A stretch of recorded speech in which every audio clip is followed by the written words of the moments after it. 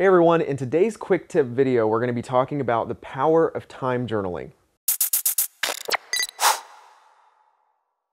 Now, if you've never heard of time journaling before, it's basically the process of tracking meticulously what you do throughout the day.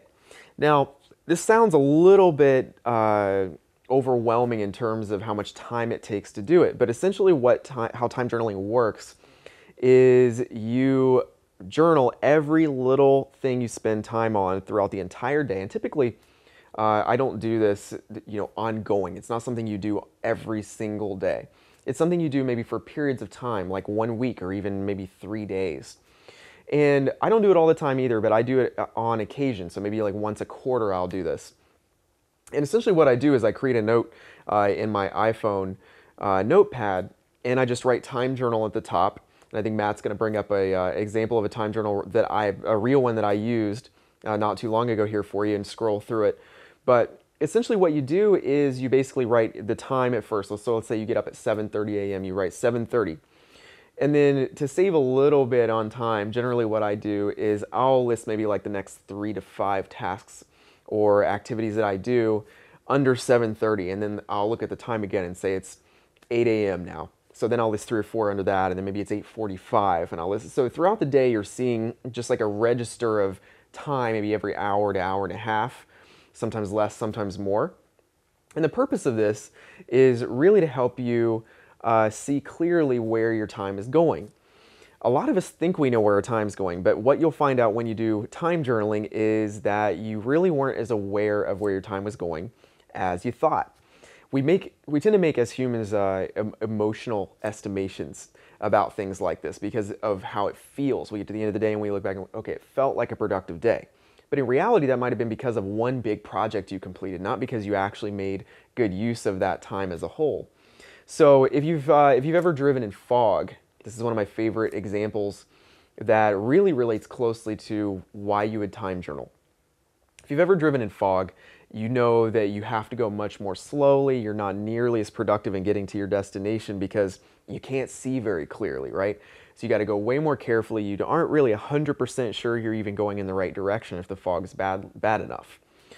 In much the same way, when we don't clearly know or when we can't clearly see where our time's going each day, it's very difficult to make sure we're going to end up at a certain destination because we don't really, it's kind of hard to see and to track whether we're going the right direction toward that target or not. So when you time journal and you're keeping track meticulously of where your time's going throughout the day toward activities or tasks or whatever, there is nothing to hide. There's no room at all for emotional estimation. So you get to the end of a day and you see a list much like the one on the screen right now, and you start scrolling through it and you start going, wow, I had no idea I check Facebook that many times a day. Or wow, I had no idea that I check my email that many times a day, or I spend that much time dealing with things that actually aren't taking me toward my goals. Like, it felt like I was being productive, but every 10 minutes I'm sending a personal text, or every 10 minutes I'm making plans for a birthday party or something like that. And then you start realizing, wow, it's no wonder I'm not making progress toward my goals because my time is not being used efficiently in the direction that takes me toward them.